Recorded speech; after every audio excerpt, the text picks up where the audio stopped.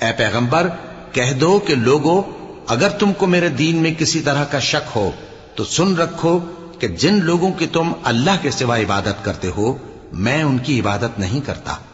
لیکن میں اس اللہ کی عبادت کرتا ہوں جو تمہاری روحیں قبض کر لیتا ہے،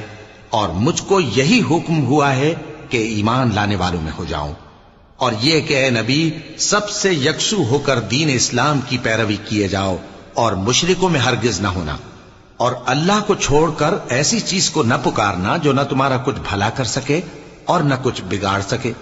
اب اگر ایسا کرو گے تو ظالموں میں ہو جاؤ گے، اور اگر اللہ تم کو کوئی تکلیف پہنچائے تو اس کے سوا اس کا کوئی دور کرنے والا نہیں،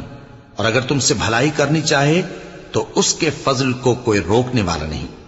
وہ اپنے بندوں میں سے جسے چاہتا ہے فائدہ پہنچاتا ہے، اور وہ بخشنے والا ہے، مہربان ہے۔ کہہ دو کہ لوگوں تمہارے